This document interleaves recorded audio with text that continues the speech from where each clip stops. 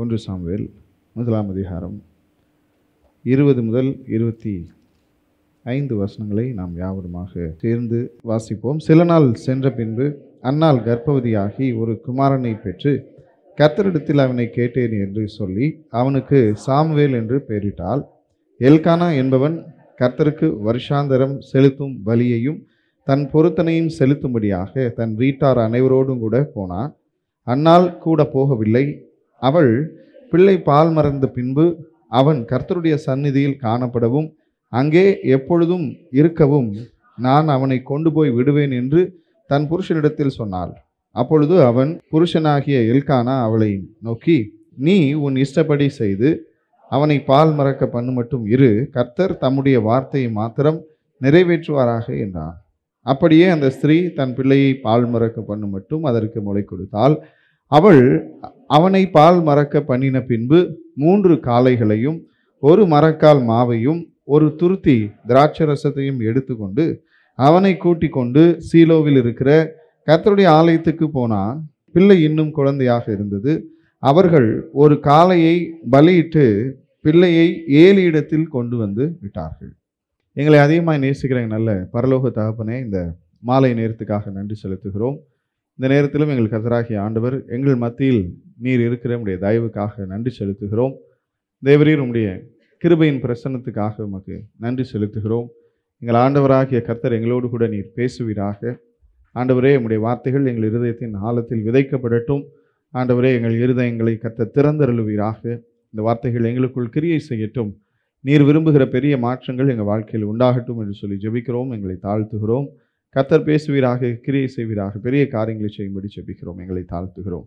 எங்கள் ஆண்டவராகிய இயேசு கிறிஸ்துவின் நாமத்தில் ஒப்பு கொடுத்து ஜெபிக்கிறோம் எங்கள் ஜீவனுள்ள நல்ல பிதாவே, ஆமென். 1 சாமுவேலின் புத்தகம் 1ஆம் அதிகாரம் நாம் அடிக்கடி வாசித்திருக்கிறோம், தியானிச்சிருக்கிறோம். இதில் நீங்கள் பார்த்தீங்க அப்படின்னு சொன்னால் இந்த அன்னாளை குறித்து நாம் பார்க்கிறோம். இந்த அன்னாள் செய்த ஜெபத்தை குறித்து நாம் அநேக தரம் தியானிச்சிருக்கிறோம், கவனிச்சிருக்கிறோம், படிச்சிருக்கிறோம், அநேக பிரசங்கங்களையும் கேட்டிருக்கிறோம். நான் இந்த சம்பவங்களிலிருந்து, இந்த 1ஆம் அதிகாரத்திலிருந்து இன்னும் ஒரு முக்கியமான காரியத்தை, ரொம்ப அடிப்படையான ஒரு பாடத்தை நாம் கற்றுக்கொள்ள வேண்டியிருக்கிறது. அதை குறித்து தான் இந்த மாலை நேரத்தில் ஆவியானவர் நமக்கு கற்றுக் கொடுக்கிறவராக இருக்கிறார். இந்த 20ஆம் வசனத்தில் நாம் வாசிக்கும் பொழுது அன்னாளுக்கு பிள்ளை பிறந்து விட்டது. இப்போ இந்த புஸ்தகம், இந்த 1 சாமுவேலின் புஸ்தகம் எப்படி ஆரம்பிக்கும் அப்படின்னா, அந்த அன்னாளுடைய கணவனுடைய பெயர்லேருந்து தான் ஆரம்பிக்கும். ஒரு மனுஷன் இருந்தான், எப்ராயிம் மலை தேசத்தில் இருக்கிற சோப்பீம் என்பட்ட ராமதையும் ஊரானாகிய ஒரு மனுஷன் இருந்தான். அவனுக்கு எல்கானா என்று பேர் அப்படின்னு சொல்லி அந்த எல்கானா என்று சொல்லப்பட்ட அந்த அன்னாளுடைய கணவனிடத்திலிருந்து தான் இந்த புஸ்தகம் ஆரம்பிக்கும். அந்த அன்னாளுடைய கணவன் பேர் எல்கானா. எல்கானாவுக்கு 2 மனைவிகள் இருந்தார்கள். ஒருத்தி பேர் அன்னாள், இன்னொருத்தி பேர் பெண்ணினாள். அன்னாளுக்கு பிள்ளை இல்லை. பெண்ணினாளுக்கோ பிள்ளைகள் இருந்தது. பெண்ணினாளுக்கு என்ன இருந்துச்சு? பிள்ளைகள் இருந்துச்சு. இவளுக்கு பிள்ளை இல்லை. ஆனால் இந்த அன்னாளுக்கு பிள்ளை இல்லை என்பது அவளுக்கு மிகவும் விசனமாக இருந்தது. காரணம் என்னவென்றால், இந்த பெண்ணினாள் என்று சொல்லப்பட்ட அவளுடைய கணவனுடைய இன்னொரு மனைவியானவள் இவளை விசனப்படுத்தி கொண்டே இருந்தாள். அப்படிப்பட்ட சூழ்நிலைகளில் அன்னாள் கர்த்தருடைய சமூகத்தில் ஒரு நாள் ஜெபித்தாள். ஆண்டவரே, என்னுடைய சிறுமையை கண்ணோக்கி பார்த்து எனக்கு ஒரு ஆண் பிள்ளையை நீ தர வேண்டும். அந்த பிள்ளையை நான் உமக்காகவே வளர்த்து உமக்காகவே தருவேன். அவன் உம்முடைய பிள்ளையாக இருப்பான் என்று சொல்லி ஒரு பொருத்தனையோடு கூட இந்த அன்னாள் ஒரு பிள்ளையை ஆண்டவரிடத்தில் கேட்கிறாள். கர்த்தர் கிருபையாக அவள் விண்ணப்பத்தை கேட்டு, ஜெபத்தை கேட்டு ஏற்ற நேரத்தில் அவள் கேட்டபடியே ஒரு ஆண் பிள்ளையை கட்டளையிட்டார். அந்த ஆண் பிள்ளை வளரும் பொழுது அவள் சொன்னது போல அந்த பிள்ளை பால் மறக்கும் பொழுது நான் வந்து உங்களுடைய சமூகத்தில் அவனை கொடுப்பேன் என்று அவள் அந்த 1ஆம் அதிகாரம் 11ஆம் வசனத்தில் கர்த்தருக்கு முன்பாக ஒரு பொருத்தனை செய்கிறாள். செய்ததை போலவே அவள் பிள்ளையை கொண்டு போய் கர்த்தருடைய சமூகத்தில் கொடுக்கிறாள். இப்படி இந்த ஒரு சம்பவத்தை பார்க்கிறோம். அன்னாளுடைய ஜெபத்தை பார்க்கிறோம்.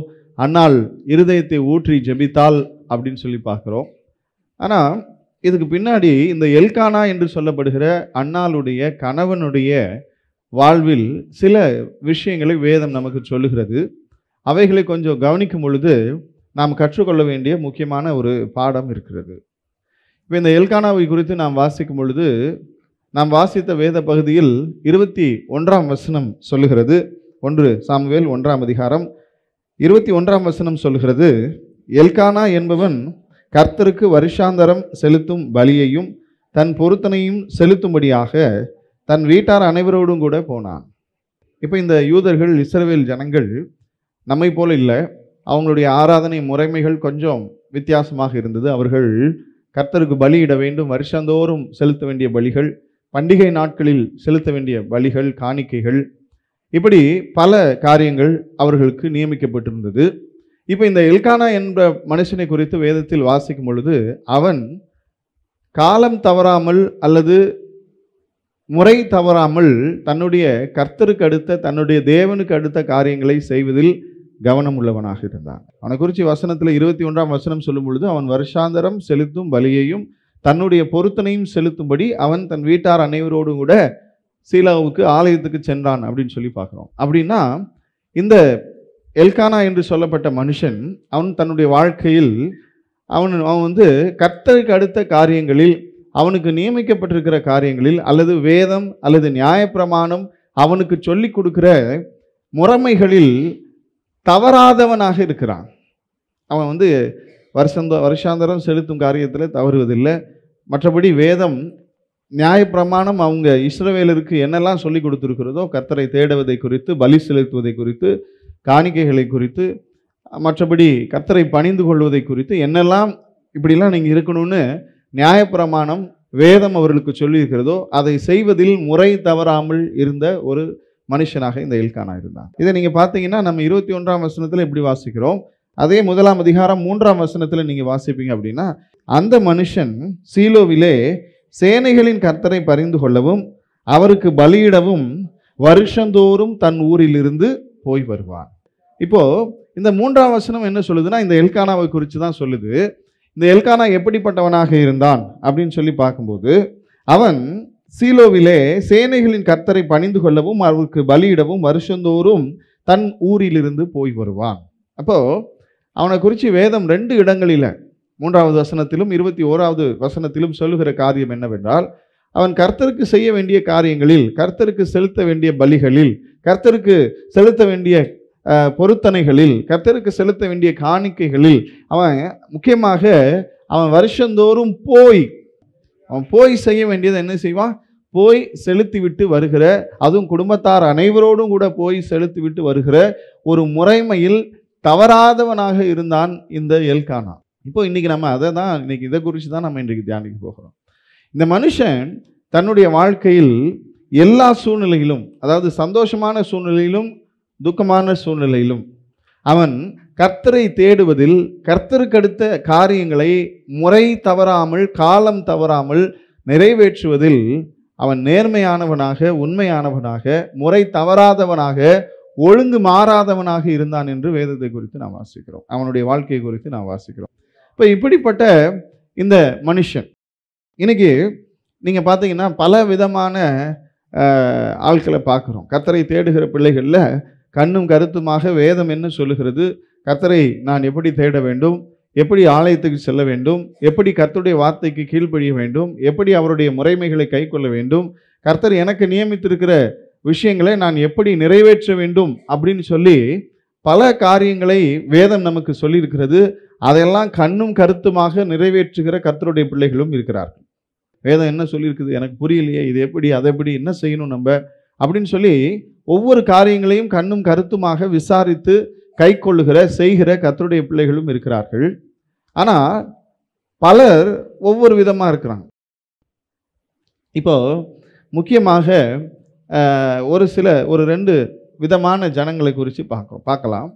ஒரு சிலர் எப்படிப்பட்டவங்கன்னா, ஆண்டவர் தங்களுக்கு ஒரு நன்மை செய்ய வேண்டும், தேவனிடத்திலிருந்து ஒரு நன்மை நமக்கு வர வேண்டும், கர்த்தரிடத்திலிருந்து எங்களுக்கு ஒரு ஆசீர்வாதம் வர வேண்டும் என்று எதிர்பார்க்கிற நேரத்தில் அவைகள் சற்று தாமதமாகும் பொழுது ஆண்டவர் மேலேயே கசப்போடு இருக்கிற ஒரு கூட்டம். அப்படிப்பட்டவங்க இப்போல்லாம் எப்படி ஆகிறாங்கன்னா, கொஞ்ச காலத்தில் சர்ச்சுக்கு வந்துகிட்டே இருப்பாங்க, கர்த்தரை தேடிட்டு இருப்பாங்க. கொஞ்ச நாளில் பார்த்தீங்கன்னா ஆட்கள் இருக்க மாட்டாங்க. என்னங்க ரொம்ப நாள் ஆச்சு, ஆண்டவர் சபையில் உங்களை பார்க்கவே முடியலையே, என்ன விஷயம் அப்படின்னு விசாரித்தோம்னா அவங்க சொல்லுவாங்க, அட போங்க சார், ஆண்டவரை இத்தனை வருஷமா 10 வருஷமா சபைக்கு வந்து நாங்கள் என்னத்தை கொண்டோம், 15 வருஷமா சபைக்கு வந்து நாங்கள், இது ஒரு டயலாகவே ஆயிடுச்சு. இன்னைக்கு இது சொல்றதுக்கு ஒரு கர்த்தருடைய பிள்ளை கூச்சப்படுறதே இல்லை வாயில். நான் ஆண்டவருடைய பிள்ளை, நான் அனுதினம் கர்த்தரை தேட வேண்டும், கர்த்தருடைய பிள்ளையாக நான் வாழ வேண்டும் அப்படியெல்லாம் நினைப்பில்லை.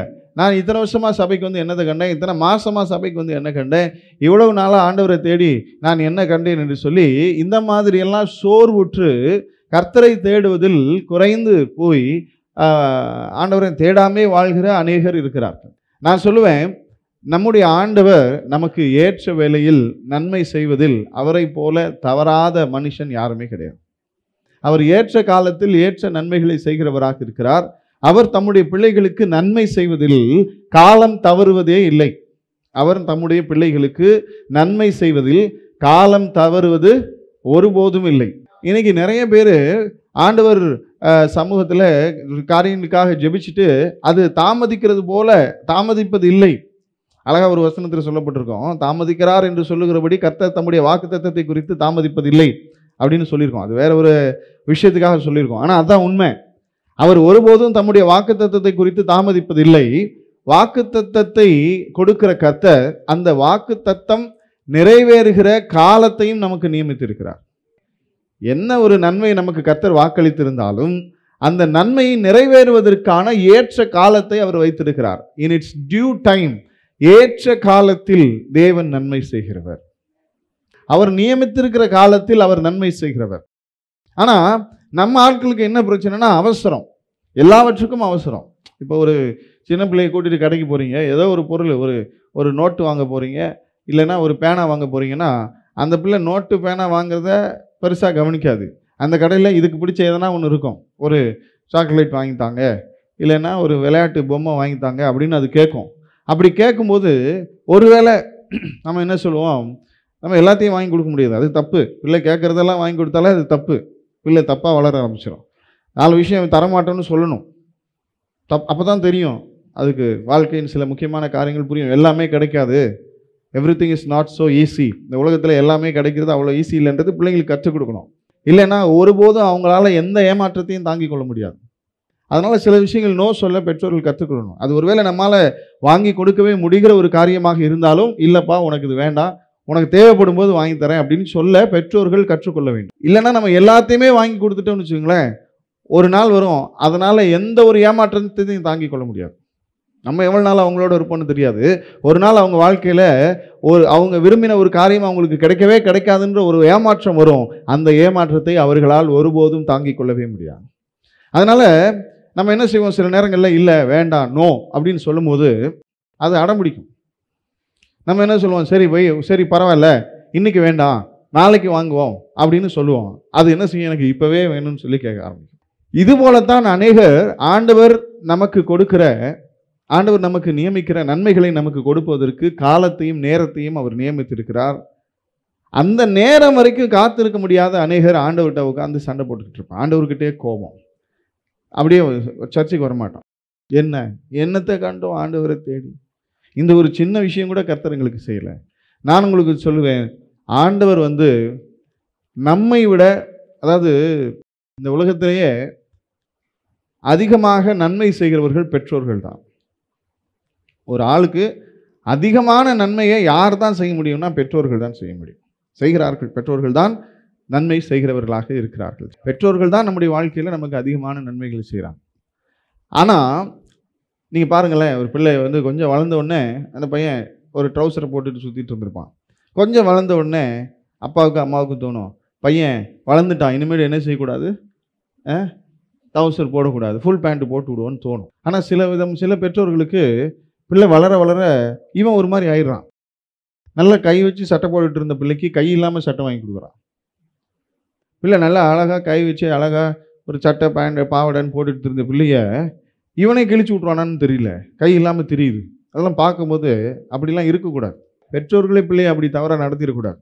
பிள்ளைகளுக்கு பெற்றோர்களை போல நன்மை செய்கிறவர்கள் யாருமே இருக்க முடியாது. அவங்க தான் யோசித்து பார்த்து செய்வாங்க, அதில் சந்தோஷப்படுவாங்க. பிள்ளைக்கு ஒரு காரியத்தை வாங்கி கொடுத்துட்டு அதை பிள்ளை யூஸ் பண்ணும்போது, அதை பிள்ளை என்ஜாய் பண்ணும்போது இவன் உட்காந்து சந்தோஷப்படுவான். அது எவ்வளோ சந்தோஷப்படுதோ இல்லையா, இவன் உட்காந்து சந்தோஷப்படுவான். அதை விட அதிகமாக நமக்கு நன்மை செய்வதில் அக்கறை உள்ளவர் நம்முடைய ஆண்டவராகிய கர்த்தர்.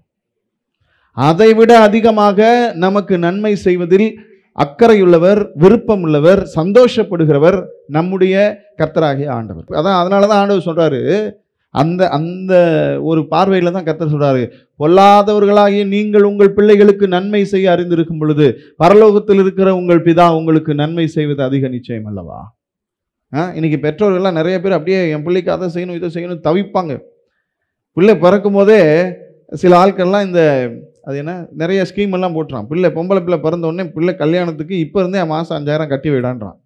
அது பிறக்கும்போது அது வளரும்போது பார்த்துக்கலாம். நன்மை செய்கிறோம், நான் தப்புன்னு சொல்ல மாட்டேன், ஆனால் அந்த ஒரு ஆர்வம் பாருங்கள், அந்த ஒரு அக்கறை பாருங்கள். நான் சொல்கிறேன், அதை விட நம்முடைய தேவனாகிய கர்த்தர் நம்மை குறித்து அக்கறையுள்ள தேவனாக இருக்கிறார். நமக்கு நன்மை செய்வதில் அக்கறையுள்ள தேவனாக இருக்கிறார். உங்கள் வாழ்க்கையில் எல்லாருக்கும் வருகிற ஒரு நன்மை நீங்கள் எனக்கு வேணாம் ஆண்டவரேன்னு சொல்லி பாருங்க. அப்பொழுதும் தேவன் ஏற்ற காலத்தில் அந்த நன்மையை உங்களுக்கு கொடுக்க உண்மையுள்ளவராக இருப்பார். நான் என் வாழ்க்கையில் என்னுடைய சூழ்நிலை நிமித்தம், அது என்னன்னு சொல்ல விரும்பல, என்னுடைய சூழ்நிலை நிமித்தம் எனக்கு ஒரு நன்மை வேண்டாம் ஆண்டவரேன்னு ஜெபம் பண்ணியிருக்கிறேன். எதுக்கு ஆண்டவரே, இதில் ஏகப்பட்ட பிரச்சனை இருக்குது, ஏகப்பட்ட குழப்பம் இருக்குது, எதுக்கு இதை நம்ம செய்கிறது? நான் இதை என் வாழ்க்கையில் இது மாதிரி ஒரு விஷயம் நடக்கிறதுனால 4 பேருக்கு பிரச்சனை வரும் போல இருக்குது, 4 பேருக்கு துக்கம் வரும் போல இருக்குது, அதனால் எனக்கு வேணாம் ஆண்டவரே, பரவாயில்ல, நான் உங்களுக்குள்ளே சந்தோஷமாக இருக்கிறேன்னு நான் ஜெபித்தேன். ஆனாலும் ஏற்ற காலத்தில் நான் வேண்டாம் என்று சொன்ன நன்மையை தேவனாகிய கர்த்தர் எனக்கு கொடுத்து என்னை ஆசீர்வதித்தார். அதனால் ஆண்டவரிடத்திலிருந்து எனக்கு ஒரு நன்மை வரலன்னு நீங்கள் உட்கார்ந்து ஆண்டவர் மேலே கோபமாக இருப்பீங்கன்னா அது உங்களுடைய என்ன சொல்கிறது, குழந்தைத்தனம், உங்களுடைய பக்குவமற்ற நிலை. ஏன்னா வசனம் தெளிவாக சொல்லுகிறது, அவர் ஏற்ற காலத்தில் ஏற்ற நன்மையை செய்கிறவர், அதனதன் காலத்தில் அந்தந்த காரியத்தை நேர்த்தியாய் செய்கிற கர்த்தர். ஆனால் இன்னைக்கு நிறைய பேர் ஆண்டவர் எனக்கு நன்மை செய்யட்டும் என்று காத்திருப்பவர்களை விட, ஆண்டவர் எனக்கு நன்மை செய்யட்டும் என்று காத்திருக்கிறவர்களை விட ஆண்டவரை ஓவர்டேக் பண்ணி நாசமாக போனவங்க தான் அதிகமாக இருக்கிறாங்க. ஆண்டவரை ஓவர்டேக் பண்ணி ஆண்டவர் ஏற்ற நேரத்தில் நன்மை செய்யட்டும்னு நான் சொல்லுவேன். ஆண்டவர் நமக்கு நன்மை செய்வதை, ஆண்டவர் நமக்கு செய்கிற நன்மையை நாம் பெற்றுக்கொள்வதற்கு சுயமாக நாம் ஒன்றையும் செய்ய வேண்டியதில்லை. You don't need to do anything by yourself to receive what God has planned for you. உனக்கு செய்ய வேண்டும் என்று தேவன் நியமித்திருக்கிற நன்மையை நீங்கள் பெற்றுக்கொள்வதற்கு சுயத்தில் நீங்கள் ஒன்றையும் செய்ய வேண்டியதில்லை. நீங்கள் செய்ய வேண்டிய ஒரே ஒரு காரியம் ஜெபத்தோடு கர்த்தருக்கு காத்திருக்க வேண்டும்.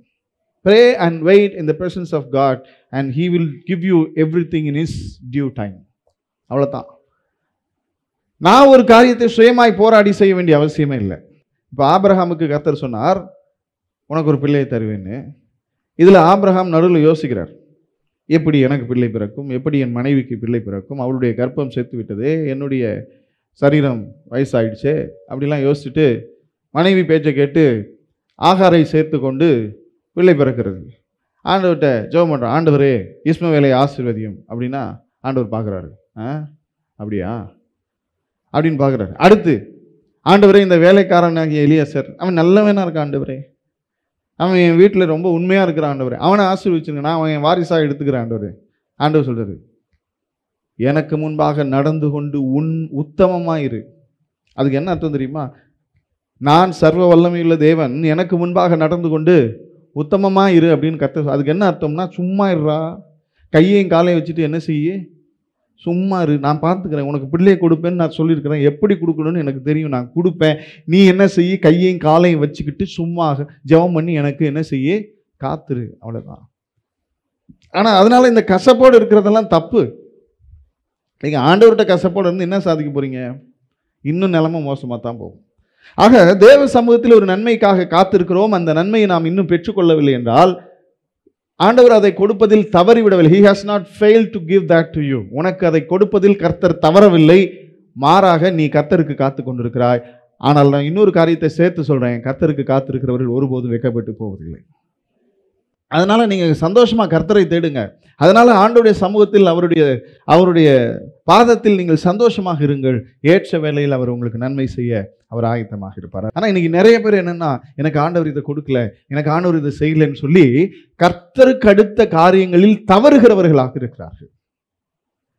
ஏன் நீங்கள் கர்த்தரை தேடுறது இல்லை, சபைக்கு வரதில்லை, ஒழுங்காக ஜெபிக்கிறது இல்லை போலையே அப்படின்னா, ஆண்டவர் எனக்கு என்ன செஞ்சார், ஆண்டவர் எனக்கு இதை செய்யலை, ஆண்டவர் எனக்கு அதை செய்யலை இப்படின்னு ஆண்டவர் மேலே கசப்போடு கூட கர்த்தரை தேடுவதில் குறைவுள்ளவர்கள் அநேகர் இருக்கிறார்கள். இந்த மாலை வேளையில் ஆண்டவராகிய கர்த்தர் நம்முடைய வாழ்க்கையில் எதிர்பார்க்கிறது என்னன்னா, நாம் எல்லா சூழ்நிலையிலும் ஒருவேளை நன்மையை பெற்றுக்கொண்ட போதும், நன்மையை பெற்றுக்கொள்ளாத போதும், நன்மை பெற நாம் காத்திருக்கிற போதும், அல்லது நன்மையை பெறுவது தாமதிக்கிறது என்ற உணர்வு நமக்கு வரும்பொழுதும், 4 பேர் என்னடா எல்லாருக்கும் வந்துருச்சே உனக்கு வரலன்னு நம்மளை பார்த்து ஒருவேளை ஏளனமாக பேசுகிற காலத்திலும் நாம் கர்த்தரை தேடுவதிலும், கர்த்தருக்கு அடுத்த சகல முறைமைகளிலும் நாம் தவறாதவர்களாக வாழ வேண்டும் என்று தேவன் விரும்புகிறார். இந்த எல்கானாவுடைய வாழ்க்கையில் நீங்கள் பார்த்தீங்கன்னு சொன்னால், நான் ஏன் இந்த 3வது வசனத்தையும் 21வது வசனத்தையும் உங்களுக்கு காண்பித்து பேசினேன், வாசித்து பேசினேன் என்று சொன்னால், இந்த 3வது வசனம் இந்த எல்கானாவுடைய வாழ்க்கையில்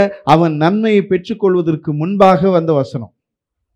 ஏன்னா அந்த 3வது வசனம் எழுதப்பட்ட பொழுது அன்னாளுக்கு பிள்ளை சொல்லுங்க பிறக்கலை.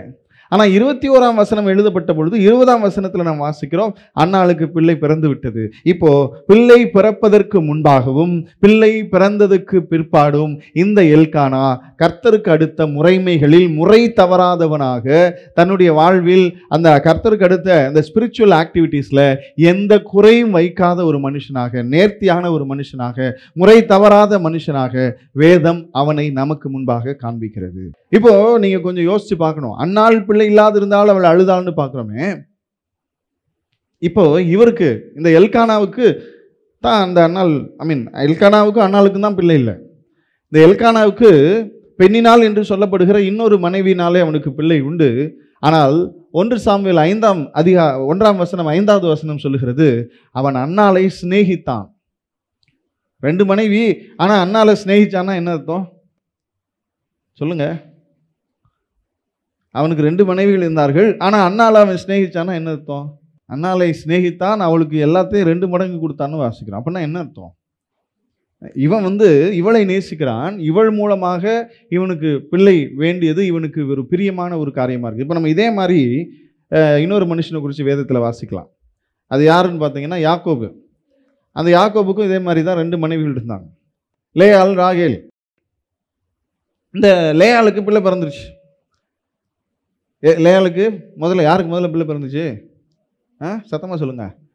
லேயாளுக்கு பிள்ளை பிறந்துச்சு, ராகேலுக்கு பிள்ளை இல்லை. ஆனால் ஐயா ராகேலை தான் அதிகமாக நேசித்தார். இன்ஃபேக்ட் ராகேலை தான் அவர் நேசித்தார். லேயாலை அவங்க அப்பா கல்யாணம் பண்ணி வச்சுட்டாரு. இப்போது இந்த ராகேல் இவர்கிட்ட பேசுகிற, எனக்கு பிள்ளை இல்லைன்னு சொல்கிறாரு. அப்போ இவர் சொல்கிறாரு, ஏம்மா உனக்கு பிள்ளை இல்லைன்னா நீ ஜெபம் தானே பண்ணணும், நான் என்ன தேவனா அப்படின்னு இவர் பேசுகிறாரு. ஆனால் நீங்கள் பார்த்தீங்கன்னா இந்த யாக்கோபு ராகேலுக்காக ஜெபித்தான். ஆமேன். ராகேலுக்காக இந்த யாக்கோபு என்ன செஞ்சார்? ஜெபித்தார். ஜெபித்து அந்த அம்மாவுக்கு பிள்ளையும் பிறந்துச்சு. அப்போது இந்த எல்கானாவுடைய வாழ்க்கையிலும் பார்க்கும்போது அவனுக்கு 2 மனைவிகள், ஒருத்தைய இவன் சிநேகிச்சான். அப்படின்ற பட்சத்தில் இப்போ இவர் இந்த அன்னாள் மூலமாக தனக்கு பிள்ளை பிறக்க வேண்டும் என்பதில் இவர் ஆசையாக காத்து கொண்டிருக்கிறார். இவரும் அந்த நன்மையை எதிர்பார்த்து தேவ சமூகத்தில் காத்திருக்கிறார். நான் ஒன்று கூட சொல்லுவேன், எப்படி அன்னாள் பொருத்தனையோடு பிள்ளை பெற்றாலோ அதே போல இந்த எல்கானாவும் தனக்கு பிள்ளை பிறக்க வேண்டும் என்று தேவனிடத்தில் பொருத்தனை செய்தான். எங்க இருக்குன்னு கேட்குறீங்களா? 21வது வசனத்தை மீண்டுமாக நாம் வாசிப்போம். 1 சாமுவேல் 1ஆம் அதிகாரம் 21ஆம் வசனத்தை மீண்டுமாக வாசிப்போம். எல்கானா என்பவன் கர்த்தருக்கு வருஷாந்தரம் செலுத்தும் பலியையும் தன் பொருத்தனையும், வருஷாந்தரம் செலுத்தும் பலியையும் தன் பொருத்தனையும் செலுத்தும்படியாக தன் வீட்டார் அனைவரோடு கூட போனான். இப்போ அந்தம்மா பொருத்தனை செஞ்சாங்கன்னு எழுதியிருக்குது, 11ஆம் வசனத்தில் வாசிக்கிறோம். ஆனால் இவரும் இந்த எல்கானா என்கிற மனுஷனும் தனக்கு பிள்ளை வேண்டும் என்று சொல்லி தேவ சமூகத்தில் ஜெபித்து பொருத்தனை செய்திருக்கிறான். அன்னாளுக்காக அவர் ஜெபித்திருக்கிறார். இப்படி அவரை குறித்து நாம் வாசிக்கும் போது இந்த எல்கானா தான் வேண்டின பிள்ளையை கர்த்தரிடத்திலிருந்து பெற்றுக்கொள்வதற்கு முன்பாகவும் நன்மையை பிள்ளையை தேவ சமூகத்திலிருந்து பெற்றுக்கொண்ட பின்பாகவும் 2 சூழ்நிலையிலும் கர்த்தருக்கு அடுத்த காரியங்களில், கர்த்தரை தேடுவதில், கர்த்தருக்கு பலி செலுத்துவதில் முறை தவறாமல், காலம் தவறாமல் எல்லாவற்றையும் சரியாக செய்த ஒரு மனுஷன் இந்த எல்கானா. இதில் என்ன ஒரு ஸ்பெஷல்னா, சில பேர் நான் சொன்ன மாதிரி நன்மை வரலைன்னு கர்த்தர்கிட்ட கோச்சிட்டு இருப்பான். நன்மை வரலைன்னு கர்த்தர்கிட்ட கோமிச்சிட்டு கர்த்தரை தேடாமல் கர்த்தருக்கு எடுத்த காரியங்களில் குறை உள்ளவனாக இருப்பான். சில பேர் நன்மையை பெற்றுக்கொண்டவுடனே கர்த்தரை மறந்துடுவான். நன்மையை பெற்றுக்கொண்டவுடனே என்ன செஞ்சிருவான்? கர்த்தரை மறந்துடுவான். ஒரு ஐயா இருந்தார், ஒரு நல்ல மனுஷன், நல்லா இப்படி இருப்பார், இப்படி பார்த்து தான் பேசணும். வந்தார் நம்ம ஒரு 5 வருஷத்துக்கு முன்னாடி சாந்தோம் பக்கத்தில் சர்ச் இருந்துச்சு இல்லையா, அப்போ வந்தார். வந்து அவருடைய வாழ்க்கையில் ஒரு மிகப்பெரிய பிரச்சனை என்னென்னா, ஏதோ ஒரு இடத்துல பேச போயிருக்கிறாரு, ஏதோ ஒரு பஞ்சாயத்து, ஏதோ ஒரு ப்ராப்ளமில் பேச போயிட்டு அடிதடியாகி கேஸ் ஆயிடுச்சு. ஒருத்தர் கொலை முயற்சின்னு கேஸ் போட்டாங்க. அது போட்டதில் இவர் வந்து அக்யூஸ் நம்பர் 2ன்னு சொல்லிட்டான். அக்யூஸ் நம்பர் 1 ஒருத்தர், அக்யூஸ் நம்பர் குற்றம் சாட்ட நபர் 1வது நபர், 2வது நபர் இவர் ஐயா. இப்போ இவருக்கு பயம். இவர் என்ன பண்ணாருன்னு தெரியல. எப்போவுமே நம்ம ஆட்கள் ஏதாவது ஒரு காரியத்துக்காக ஜெபம் பண்ணுங்கன்னு வந்து நம்மக்கிட்ட சொல்ல வந்தாங்கன்னா, அந்த உண்மையை நம்மக்கிட்ட சொல்லவே மாட்டாங்க. நம்மளே புரிஞ்சுக்கணும். எங்கள் வீட்டுக்காரர் என்ன தூக்கி போட்டு மிதிச்சு என்ன வந்து இப்படிலாம் பண்ணிட்டாருங்க அப்படின்வாங்க. நான் ஒன்றுமே செய்யலைங்க. அப்படியா? நான் ஜெபந்தாங்க பண்ணிகிட்டு இருந்தேன் அப்படின்வாங்க. அப்போ நம்மளே புரிஞ்சுக்கணும். அந்த என்ன பைத்தியக்காரனா ஜெபம் பண்ண தூக்கி போட்டு அடிக்கிறதுக்கு, இது ஏதோ சேட்டை பண்ணியிருக்கோம். இப்போ வந்து நம்ம தான் புரிஞ்சுக்கணும். அன்றைக்கி அப்படி தான் ஒரு சிஸ்டர் வந்து சொல்கிறாங்க, இந்த மாதிரி எங்கள் வீட்டுக்காரர் இப்படி ஆகிட்டாருங்க. அவர் ரட்சிக்கப்பட்டு ஞானஸ்நானம் எடுத்து திருவிருந்து எடுக்கிற ஒரு மனுஷன். அந்த ஆளை பற்றி இந்த அம்மா அடிச்சு கொடுத்து அவர் இப்படி பண்ணுறாரு, அடிக்கிறாரு, கொடுமைப்படுத்துறாரு அப்படின்ட்டு. அப்புறம் பக்கத்தில் விசாரிக்கும் போது தான் தெரியுது, இந்த அம்மா அது வீட்டிலே இருக்கிறது இல்லை, வீடு வீடாக போய் இப்போ வாசலில் போய் உட்காந்துட்டு ஊர் கதையெல்லாம் பேசிகிட்டு இருக்குது, ஒழுங்காக சமைச்சு போட மாட்டேங்குது, அந்த ஆள் ஆத்திரத்தில் அடிச்சு விட்டான் அப்படின்ட்டு. ஆனால் நம்மக்கிட்ட வந்து இப்படிலாம் என் வாழ்க்கையில் கொடுமையாக இருக்குது, எனக்காக ஜெபியுங்கள் அப்படின்னு பில்டப். உண்மையை சொல்ல மாட்டான் பாருங்களேன். ஒரு சிம்பத்தி கிரியேட் பண்ணுறதுக்காக உண்மையுமே சொல்ல மாட்டான். நம்மளே புரிஞ்சுக்கணும். ஆண்டவர் அந்த ஞானத்தை நமக்கு தரணும். அதனால தான் சாலமோன் ஆண்டவர்கிட்ட ராஜாவானவனே ஞானத்தை கேட்டான். இதுதான் அந்த ஞானம். ஒருத்தன் வந்து கேஸை சொல்லும்போது உண்மையை சொல்ல மாட்டான். தனக்கு இருக்கிற பிரச்சனையை சொல்லும்போது அவன் வந்து தன்னை நல்லவனா 100% இயேசு கிறிஸ்துவோட நல்லவனா நம்மளை காட்டுவான். ஆனால் கர்த்தர் கொடுக்குற ஞானம் இங்கே இருந்துச்சுன்னா அவன் வாயிலிருந்து சொல்கிறது எது உண்மை பொய்ன்றத கர்த்தரே நமக்கு புரிய வைப்பார். அந்த ஞானம் நமக்கு இப்போ தேவைப்படுது. அது மாதிரி இப்போ அந்த ஐயா வந்து சொன்னார், இந்த மாதிரி எனக்கு நான் அநியாயமாக என் மீது கேஸ் போட்டு விட்டார்கள், என் மீது அநியாயமாக இப்போ வழக்கு வந்துருச்சு, என்னை 2 நாள் ஜெயிலில் வர வச்சு அனுப்பிச்சிட்டாங்க. இப்போ அப்படியே பதறுது. அடுத்து இதுக்கு கூப்பிட்ருக்காங்க, கேஸ் விசாரணைக்கு வருது, கூப்பிட்ருக்குறாங்க, எனக்காக ஜெபம் பண்ணுங்க. பார்த்தீங்கன்னா ஞாயிற்றுக்கிழமை காலையில் வருவார், ஞாயிற்றுக்கிழமை 2வது சர்வீஸ் வருவார், ஞாயிற்றுக்கிழமை சாயங்காலம் வருவார். வந்துட்டு போகும்போது பாஸ்டர் நாளைக்கு காலையில் ஒன்றும் இல்லையா அப்படின்னாரு. நாளைக்கு காலையில் ஒன்றும் இல்லையா? ஆமாம் ஒன்றும் இல்லை, சர்ச்சு இங்கே தான் இருக்குது, நான் வீட்டில் இருப்பேன் அப்படின்னேன். அப்போது நீங்கள் ஏன் இப்படி இருக்கிறீங்க? ஞாயிற்றுக்கிழமை மட்டும் தான் ஆராதனை நடத்துவீங்களா? திங்கள் செவ்வாயெல்லாம் ஆராதனை நடத்த மாட்டீங்களா? சரியான சோம்பேறியாக இருப்பீங்க அப்படின்ற மாதிரி அடிச்சு நம்மளை போட்டு. அப்புறம் பார்த்தீங்கன்னா நடுவில் நாங்கள் இந்த அதிகாலை ஜபம்லாம் நடத்திட்டு இருந்தோம், டெய்லி 6 to 7. அப்போல்லாம் வந்துடுவார், டெய்லி வந்துடுவார். கேஸு முடிகிற வரைக்கும் ஐயா கோர்ட்டுக்கு போகிறாரு இல்லையோ சர்ச்சுக்கு வந்துடுவார். அட்டண்டன்ஸ் டெய்லி போட்டுட்டு கடைசியில் அவர் அந்த கேஸில் மாட்டினதுனால அவருக்கு வேலை போயிடுச்சு, வேலையும் போயிடுச்சு, கேஸ் ஆகிடுச்சு, பெரிய பிரச்சனை. இப்போ உள்ளே போயிடுமான்னு பயம் வந்துருச்சு. அப்போது கடைசியில் பார்த்தீங்கன்னா ஐயா வந்தார் ஒரு நாள். வந்துட்டு பாஸ்டர் இந்த மாதிரி கர்த்தருடைய கிருபையினால் இந்த கேஸ் முடிஞ்சிருச்சு, என்னை விடுவிச்சிட்டாங்க, எனக்கு வேலையும் கொடுத்துட்டாங்க அப்படின்னாரு. அதுதான் நான் அவரை பார்த்த கடைசி முறை. அவராக சர்ச்சில் நான் பார்த்த கடைசி நாள் அதுதான். அதுக்கப்புறம் கிட்டத்தட்ட 5 வருஷம் ஆச்சு. எனக்காவது ஒரு நாள் ஃபோன் பண்ணுவார், பிரதர் எப்படி இருக்கிறீங்க அப்படின்வார். நல்லா இருக்கிறேன் பிரதர் அப்படின்னு. அவர் விசாரிக்கிறப்ப சந்தோஷமா இருந்துச்சு, பரவாயில்ல விசாரிக்கிறாரு அப்படின்ட்டு. அப்புறமா எதாவது போயா இவர் வேறு எதுக்கு ஃபோன் பண்ணிட்டாரா? ஏன்னா அவர் வரப்போகிறது இல்லை, சர்ச்சுக்கு வரப்போகிறது இல்லை, கர்த்தரை தேடுறதும் இல்லை. அப்படியே சும்மா நான் இருக்கேன் அப்படி காமிச்சிக்கிற மாதிரி. அத்தோடு அவ்வளோதான். பிரச்சனை என்றைக்கு முடிஞ்சிச்சோ, கேஸ் என்றைக்கு முடிஞ்சதோ, என்றைக்கு போன வேலை திரும்பி வந்துச்சோ அன்றைக்கி ஆண்டவருக்கு டாட்டா. அதாவது ஆசீர்வாதம் வந்த உடனே ஆசீர்வதித்த ஆண்டவரை மறந்து விடுகிற வாழ்க்கையை. இவன் நன்மையை பெறுவதற்கு முன்பாகவும் கர்த்தரை மறக்கலை, நன்மை பெற்ற பின்பும் உடனடியாக புறப்பட்டு போகிறான். நான் போய் கர்த்தருடைய சமூகத்தில் பலி செலுத்தணும், என் பொருத்தனையை கர்த்தருக்கு செலுத்தணும். இந்தம்மா சொல்லுது நான் வரல. பொதுவாக சகோதரிகள் அப்படி தான், பிள்ளை பிறந்தவொடனே சர்ச்சுக்கு வரலன்னு சொல்லுவாங்க. அவங்களுக்கு பலவீனங்கள் கஷ்டங்கள் இருக்குது, இல்லைன்னு சொல்லலை. ஆனால் இப்போ அது ஒரு ட்ரெண்ட் ஆகிப்போச்சு. இது பரவாயில்ல, ஒரு பையனுக்கு கல்யாணம் ஆச்சு, கல்யாணம் பண்ணி வச்சோம், பிள்ளை பிறந்து இப்போ கிட்டத்தட்ட ஃபஸ்ட் இயர் பர்த்டே வரப்போகுது, இன்னும் அந்த அம்மாவும் சர்ச்சுக்கு வரல, இவனும் வரல. என்னென்னா பிள்ளைய பார்த்துட்டு இருக்கிறாங்களா 2 பேரும்? 2 பேரும் என்ன செஞ்சுட்டு இருக்கிறாங்களா? இதில் வேறு என்ன விசாரிச்சா நடுவில் பாதி மாதம் அந்த அம்மா அவங்க அம்மா வீட்டில் இருக்குது, இவன் கூடவே போய் அங்கே உட்காந்துக்கிட்டான். பிறந்த நாளுக்கு தான் 2 பேரும் வீட்டை விட்டே வெளில வராங்க. இப்போ இதெல்லாம் என்னால் புரிஞ்சிக்க முடியல. இது வரைக்கும் ஆண்டவருக்கு டாட்டா. எல்லாரும் சொல்லுங்க, ஆண்டவருக்கு பாய் பாய். சர்ச்சு எங்கே இருக்குன்னு யோசிக்கிறதே இல்லை. இந்த அம்மா சொல்லுது, நான் பிள்ளையை வளர்த்து அதை கர்த்தருடைய சமூகத்தில் வந்து கொண்டு வந்து விடுற வரைக்கும், நான் அண்ணால தப்பாக சொல்லலை, கர்த்தருடைய சமூகத்தில் கொண்டு வந்து விடுற வரைக்கும் நான் வரல அப்படின்னோடனே இவர் என்ன செய்கிறாரு, நீ வரலைன்னா நானும் போகலன்னுலாம் சொல்லலை, புறப்பட்டு போவோம், நான் போகிறேன் அப்படின்னு ஐயா கிளம்பி போகிறாரு. அதான் நான் சொல்லுவேன், நன்மையை பெற்றுக்கொள்வதற்கு முன்பாகவும் நன்மையை பெற்றுக்கொண்ட பின்பாகவும், கர்த்தர் ஆசீர்வதிக்கிற சூழ்நிலையிலும் ஆசீர்வாதத்தை பெற்றுக்கொள்கிறதுக்கு முன்பாகவும், ஆசீர்வாதம் தாமதிக்கிற காலத்திலும், எல்லா சூழ்நிலையிலும் இவன் தன்னுடைய வாழ்வில் கர்த்தருக்கு அடுத்த சகல காரியங்களிலும் உண்மையுள்ளவனாக இருந்தான், முறை தவறாதவனாக இருந்தான். அவனுடைய வாழ்க்கையில் இந்த விஷயத்தை குறித்து வேதம் நமக்கு தெளிவாக காண்பிக்கிறதாக. இன்னைக்கு நான் சொல்கிறேன், நம்முடைய வாழ்வில் கர்த்தர் நமக்கு நன்மை செய்கிறவர். அவர் நமக்கு நன்மை செய்தாலும் செய்யாவிட்டாலும், நாம் ஜெபித்த நன்மைகளை கர்த்தருடைய சமூகத்தில் பெற்றுக்கொண்டாலும், ஒருவேளை அவைகள் தாமதிக்கிறது போல நமக்கு தோன்றினாலும், எல்லா சூழ்நிலையிலும் கர்த்தரை தேடுகிற, கர்த்தருக்கு அடுத்த ஆவிக்குரிய ஸ்பிரிச்சுவல் ஆக்டிவிட்டீஸில் கர்த்தருக்கு நாம் செய்கிற காரியங்கள், கர்த்தருக்கு நாம் செய்ய வேண்டும் என்று வேதம் நமக்கு போதிக்கிற காரியங்களில் ஒருபோதும் ஒரு நாளும் நாம் முறை தவறுகிறவர்களாக இருக்கக்கூடாது. ஏன்னு சொன்னால், இதுதான் நம்முடைய வாழ்வின் ஆவிக்குரிய வாழ்க்கையின் அஸ்திபாரமாக இருக்கிறது. ஆமேன். நான் இன்னும் உங்களுக்கு நல்லா புரிய வைக்கிறேன், நல்லா உங்களுக்கு சொல்லிக் கொடுக்குறேன்.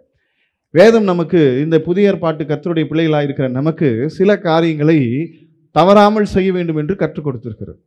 நாள் தவறாமல் நாம் ஜெபிக்க வேண்டும், நாள் தவறாமல் கர்த்தருடைய வேதத்தை தியானிக்க வேண்டும், நாள் தவறாமல் நாம் ஜெபிக்க வேண்டும், நாள் தவறாமல் கர்த்தருடைய வேத வசனங்களை நாம் தியானிக்க வேண்டும், வாரம் தவறாமல் நாம் சபைக்கு வர வேண்டும். வேதம் சொல்லுகிறது, சிலர் சபை கூடி வருதலை சிலர் விட்டு விடுகிறது போல என்ன செய்யாதீங்க, நீங்களும் விட்டு விடாதிருங்கள். இப்படி ரெகுலராக நாம் செய்ய வேண்டிய இந்த ஸ்பிரிச்சுவல் ஆக்டிவிட்டீஸை குறித்து, ஆவிக்குரிய செயல்பாடுகளை குறித்து, ஆவிக்குரிய அடிப்படை ஒழுங்குகளை குறித்து வேதம் நமக்கு நிறைய விஷயங்களை கற்றுக் கொடுத்துருக்குது. ஜெபத்தில் நாள்தோறும் தவறக்கூடாது, வேத தியானத்தில் நாம் நாள்தோறும் தவறக்கூடாது, சபை கூடி வருவதை நம்ம வாரம் ஒரு வாட்டி தான் கூடி வருகிறோம், ஒருவேளை அதை விட அதிகமாகத்தான் actually we are supposed to gather. ஆனால் வாரம் ஒரு முறை தான் நாம் கூடி வருகிறோம், அதிலே நாம் தவறக்கூடாது. மாதம் ஒரு முறை நாம் திருவிருந்து பந்தியில் பங்கு பெறுகிறோம், அதிலே நாம் தவறக்கூடாது. இதுக்கு மேலே நாம் கர்த்தருக்கென்று செய்கிற சில காரியங்கள் இருக்கிறது, சில சின்ன ஊழியங்கள், சில சின்ன பொறுப்புகள், சில ஜெபங்கள், இதெல்லாம் இருக்குது. அதை தாண்டி நாம் கர்த்தருக்கு கொடுக்க வேண்டிய காரியங்கள், பலிகள், காணிக்கைகள் சொல்கிறோம் இல்லையா. இதில் இந்த எந்த காரியத்திலும் கர்த்தருக்கு அடுத்த இந்த ஆவிக்குரிய செயல்பாடுகளில் நீங்களும் நானும் கொஞ்சம் கூட குறையக்கூடாதுன்னு இந்த நாளில் ஆவியானவர் நமக்கு கற்றுக் கொடுக்கிறார். எந்த சூழ்நிலையும் குறையக்கூடாது. நன்மை தேவனிடத்திலிருந்து நன்மை பெற்றிருந்தாலும் குறையக்கூடாது. சில ஆள்லாம் பார்த்தீங்கன்னா ஆண்டவர் ஒரு நன்மையை செஞ்சுட்டாருன்னா அப்படியே வருவான், நேராக வந்து மைக்கு கொடுங்க நான் சாட்சி சொல்கிறேன்னுவான். ஏன்னா ஆண்டவர் எனக்கு என்ன செஞ்சுருக்கிறாரு, நன்மை செஞ்சுருக்கிறாரு. அவன் வந்துட்டானாலே கர்த்தர் ஏதோ நன்மை செஞ்சுருக்கிறான்னு அர்த்தம். இல்லைன்னா அதுக்கப்புறம் 6 மாதம் 10 மாதம் காணா போயிடுவான். சிலர் இப்படி இருக்கிறான், நன்மை பெற்றுக்கொள்ளும் வரைக்கும் வருவான், பெற்றுக்கொண்டவனே காணாம போயிடுவான். நீ நன்மை பெற்றுக்கொண்டாலும் பெற்றுக்கொள்ளாவிட்டாலும், எந்த சூழ்நிலையில் இருந்தாலும், எப்படிப்பட்ட சூழ்நிலை இருந்தாலும், வாழ்வின் கஷ்டத்தில் இருந்தாலும், மரண இருளின் பள்ளத்தாக்கிலே நடக்கிற சூழ்நிலை இருந்தாலும், இந்த ஆவிக்குரிய வாழ்வின் அடிப்படையான இந்த செயல்பாடுகளில் நாம் முறை தவறாதவர்களாக, காலம் தவறாதவர்களாக, இந்த அடிப்படையில் மாறாதவர்களாக இருக்க வேண்டும். ஆமேன். இதுதான் நம்முடைய வாழ்க்கையில் ரொம்ப முக்கியமான ஒரு காரியம். இது ரொம்ப அவசியமான ஒரு விஷயம். நான் உங்களுக்கு இன்னும் நிறைய விஷயத்தை உங்களுக்கு சொல்ல வேண்டியிருக்குது, நல்லா புரிஞ்சுக்குங்க. இந்த அடிப்படை ரொம்ப முக்கியம். நான் கர்த்தருடைய பிள்ளைகள் இதை ஆண்டவருக்கு முன்னாடி தைரியமாக சொல்ல முடியணும். நான் இது வரைக்கும் ரட்சிக்கப்பட்ட நாளிலிருந்து ஒரு வாரம் கூட தவறாமல் கர்த்தருடைய சமூகத்துக்கு, ஆலயத்துக்கு, சபைக்கு நான் சென்றிருக்கிறேன்னு நீங்கள் ஆண்டவரை பார்த்து உண்மையாக சொல்ல உங்களால் முடியணும்.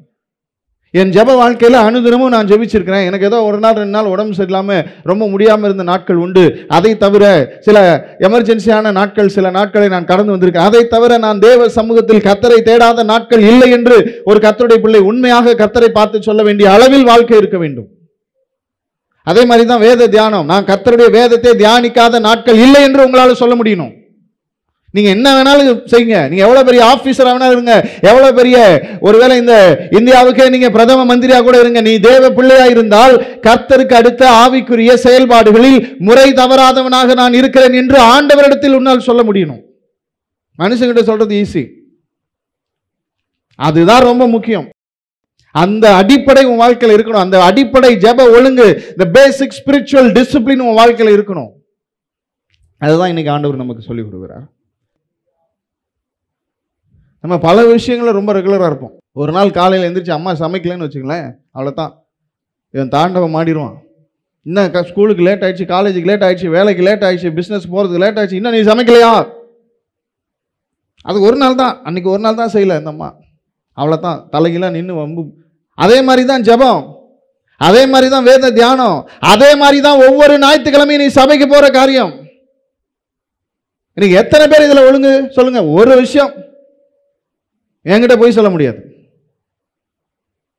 என்கிட்ட போய் சொல்ல முடியாது. சில ஆட்கள்லாம் சர்ச்சுக்கு வந்தீங்களா? நான் வந்தேன் பாஸ்டர், நீங்கள் என்னை பார்க்கலன்னுவா. எனக்கு 2 கண்ணு இல்லை, எனக்கு 16 கண்ணு இருக்குது. இந்த ஏரியாவை சுற்றி எனக்கு 16 கண்ணு இருக்குது. நாளைக்கு என்னோட முழு வேலையே யார் சர்ச்சுக்கு வந்தாங்க வரலன்றது அந்த வீடியோவில் உட்காந்து பார்க்குறது தான். யார் எத்தனை மணிக்கு வந்தாங்க, யார் என்ன பண்ணாங்கன்னு பார்க்குறது தான் என் வேலை. ஏன்னா நான் 2 கண்ணை வச்சு பார்த்துட்டு இருந்தேன். எனக்கு கொஞ்சம் வயசாயிருச்சு. உண்மையாகவே சில காரியங்கள் என் கண்ணுக்கு தெரியல. ஆண்டவருடைய கிருபையோட இப்போ நான் 16 கண்ணு இன்ஸ்டால் பண்ணியிருக்கிறேன். கன் இல்லை, கண்ணு. இன்னும் கொஞ்ச நாள் ஆச்சுன்னா கன்னை இன்ஸ்டால் பண்ணுவேன். சில பேர் பண்ணுற அயோக்கியத்தனங்களை பார்க்கும்போது கன்னை இன்ஸ்டால் பண்ணி தூக்கிடலாம் போல் இருக்குது. எவன் எத்தனை மணிக்கு வந்தா, யாரும் என்ன யாருன்னு சொல்ல முடியாது. நான் வாரம் தவறாமல் சர்ச்சுக்கு வந்தேன்னு நீங்கள் ஆண்டவர்ட்டையும் சொல்ல முடியாது, அடுத்தபடியாக என்கிட்டையும் சொல்ல முடியாது. அந்த ஒழுக்கு இருக்கணுங்க. எத்தனை பேர் தெரியுமா, நான்லாம் ஆண்டவருடைய இதை நான் பேசுறதுக்கு கர்த்தர் என்னை தகுதிப்படுத்தி நிறுத்தி வச்சிருக்கிறாரு. இது வரைக்கும் நான் ரட்சிக்கப்பட்டு 22 வருஷத்துக்கு மேலே ஆயிடுச்சு. இன்று வரை நான் ஞாயிற்றுக்கிழமை கர்த்தரை ஆராதிக்க சபைக்கு செல்லாத நாள் என்று என் வாழ்வில் கிடையவே கிடையாது. நான் பெருமையோடு சொல்லலை, இப்படி தான் இருக்கணும்னு சொல்கிறேன். எந்த காரணத்துக்காகவும் ஞாயிற்றுக்கிழமை சபைக்கு போனால் அடி விழுன்ற நாட்கள் இருந்திருக்குது. ஞாயிற்றுக்கிழமை சபைக்கு போனால் பிரச்சனை வரும் அப்படின்ற நாட்கள் இருந்துச்சு. ஞாயிற்றுக்கிழமை சபைக்கு போனால் வேலை போயிருன்ற நாட்கள் இருந்துச்சு. அத்தனை சூழ்நிலையிலும் ஞாயிற்றுக்கிழமைகளில் கர்த்தரை ஆராதிக்காத சபைக்கு செல்லாத நாளே என் வாழ்வில் இல்லவே இல்லை. கர்த்தருக்கு சித்தமான இனிமேலும் இருக்காதுன்னு விசுவாசிக்கிறேன். இன்னும் பெரிய கிருபை என்னன்னா, அந்த 22 வருஷத்தில் குறைஞ்சது ஒரு 19 வருஷமாக தேவனுடைய ஊழியத்தை செய்து கொண்டிருக்கிறேன். அதையும் நான் பெருமையோடு சொல்லலை, ஆண்டவருடைய கிருபை எண்ணி சொல்கிறேன். அப்படித்தான் இருக்க வேண்டும் என்று சொல்கிறேன். நம்ம சொல்லணும், நான் ஜெபிக்காத நாளே கிடையாது ஆண்டவரே, நான் வேதத்தை தியானிக்காத நாளே என் வாழ்க்கையில் கிடையாது ஆண்டவரே, நான் சபைக்கு போகாத ஞாயிற்றுக்கிழமையே என் வாழ்க்கையில் கிடையாது. என்ன காரணமாக இருக்கட்டும், வேலை போகட்டும், அந்த வேலை உன்னை ஞாயிற்றுக்கிழமை சர்ச்சுக்கு போக விடாத வேலை போகட்டும்ன்றேன். வைராக்கியமாக நிற்கணும். அந்த வைராக்கியம் ரொம்ப ரொம்ப ரொம்ப ரொம்ப முக்கியம். அந்த வைராக்கியம் நம்முடைய வாழ்க்கையில் ரொம்ப ரொம்ப முக்கியம். இந்த அடிப்படை ஜெப வாழ்வின் ஒழுங்கு. இப்போ நீங்கள் பார்த்தீங்கன்னா, இப்போ நான் ஏற்கனவே சொன்னது மாதிரி நம்முடைய வீட்டில் இந்த அம்மாமாரெலாம் இருப்பாங்க. இப்போ எப்படின்னு தெரியல, அட்லீஸ்ட் நம்ம அம்மாமாரு, எங்கள் அம்மாமாரு, நம்முடைய ஆட்கள்லாம் பார்க்கும்போது அவங்க எல்லா வேலையும் தினமும் செய்வாங்க. அவங்களுக்கு இருக்கிற எல்லா வேலையும் கடமைகளையும் தினமும் செய்வாங்க. ஒரே ஒரு நாள் கூட கடமை தவற மாட்டாங்க. காலையில் விடிய காலம் எழுந்துச்சு பிள்ளைகளுக்கு செய்ய வேண்டிய காரியங்களை செஞ்சு, கணவனுக்கு செய்ய வேண்டிய காரியங்களை செய்கிறதுலேருந்து சாயங்காலம் பிள்ளைகளுக்கு செய்ய வேண்டிய எதுலையுமே தவறவே மாட்டாங்க. எதுலையுமே என்ன செய்ய மாட்டாங்க, தவறவே மாட்டாங்க. யாருமே போய் ஒரு நாள் கூட போய் அம்மாவை பார்த்து, அம்மா ரொம்ப தேங்க்யூ, நீங்கள் தினமும் எனக்கு காலையிலே கஷ்டப்பட்டு சமைச்சு போகிறீங்க, மத்தியானமும் செஞ்சு பேக் பண்ணி அனுப்பிச்சிடுறீங்க, சாயங்காலமும் வந்தோடனே கவனிக்கிறீங்க. ஒரு நாள் கூட நான் ஸ்கூலுக்கு காலேஜுக்கு வேலைக்கு லேட்டாக போனதில்லை. ஒரு நாள் கூட நான் பசியோடு இருந்ததில்லை. ஒரு நாள் கூட நான் ஆரோக்கியமற்ற வெளி உணவுகளை நான் சாப்பிட்டதில்லை. இது எல்லாத்துக்கும் நீங்கள் தான் காரணம், ரொம்ப தேங்க்ஸ் அப்படின்னு ஒருத்தன் கூட சொல்ல மாட்டான். ஒருத்தன் கூட சொல்லுங்களேன், சொல்லுவாங்களா யாராச்சும்? சொல்லவே மாட்டாங்க. அவங்க எதிர்பார்க்கவும் மாட்டாங்க. அவங்க எந்த அம்மாவது இன்னும் நான் இவ்வளோ கஷ்டப்பட்டு செய்கிறேன், இவங்க யாருமே எனக்கு ஒரு நன்றி கூட சொல்ல மாட்டாங்களே அப்படின்னு நினச்சாங்கன்னா மறுநாளுக்கு அவங்க காலையில் தலைவலி தூங்கிடுவாங்க, எந்திரிக்க மாட்டாங்க. அதே மாதிரி தான் சொல்கிறேன், நம்முடைய ஆவிக்குரிய வாழ்வில் அடிப்படை ஒழுங்கில் நாம் தவறாதவர்களாக இருக்க வேண்டும். நம்முடைய ஜெப வாழ்வில் அடிப்படை ஒழுங்கில் நாம் தவறாதவர்களாக இருக்க வேண்டும். இந்த பேசிக் discipline of prayer life, basic discipline of reading Bible, இதில் நாம் தவறாதவர்களாக இருக்க வேண்டும். நாம் தவறாதவர்களால் இருப்பதினால் நமக்கு எந்த அப்ரிசியேஷனும் இருக்காது. நாம் தவறாதவர்களாக இருப்பதனால் நமக்கு, சார் நீங்க டெய்லி ஜெபம் பண்றீங்க, ரொம்ப சூப்பர், அதனால உங்களுக்கு ஒரு அவார்டு கொடுக்கணும்னு ஒரு வேலையும் கொடுக்க மாட்டாங்க இந்த உலகத்தில். அதை நாம் எதிர்பார்க்கவும் கூடாது. அதை நாம் என்ன செய்யக்கூடாது? எதிர்பார்க்கவும் கூடாது. எப்படி ஒரு தாயார் எழுந்து வருஷம்போறும் பிள்ளைகள் வளர்க்கும் வரைக்கும் அந்த பிள்ளைகளுக்காக, அந்த கணவனுக்காக அவங்க வாழ்நாள் எல்லாம் கடமை தவறாமல், ஒழுங்கு தவறாமல், நேரம் தவறாமல் தங்களுடைய கடமைகளை அவர்கள் செய்கிறார்களோ, அதே போல ஒவ்வொரு கர்த்தருடைய பிள்ளையும் நாள் தவறாமல், நேரம் தவறாமல், வாரம் தவறாமல் தான் செய்ய வேண்டிய ஆவிக்குரிய ஒழுங்குகளில் அவர்கள் முறை தவறாமல் இருக்க வேண்டும் என்று ஆவியானவர் நமக்கு சொல்கிறார். அதில் நம்ம போர் ஆகிடும். 6 நாள் நான் ஜெபம் பண்ணிட்டேன் அப்படின்னு சொல்லிட்டு 7வது நாள் நம்ம சும்மா இருக்க முடியாது. 6 நாள் வேதத்தை தியானிச்சிட்டேன்னு சொல்லி 7வது நாள் நம்ம சும்மா இருக்க முடியாது. இது அனுதினமும் நம்முடைய வாழ்க்கையில் மாறாத காரியமாக இருக்கணும். மாறவே கூடாது. அது ரொம்ப அவசியமான ஒரு விஷயம். அதுதான் நான் திரும்ப சொல்கிறேன், நல்லா கவனி. அதுதான் உங்கள் வாழ்வின் அஸ்திபாரம். அதுதான் உங்களுடைய வாழ்வின் ஃபவுண்டேஷன் ஆஃப் யுவர் லைஃப். நான் உங்களுக்கு இன்னும் சில காரியங்களை சொல்லி புரிய வைக்கிறேன்.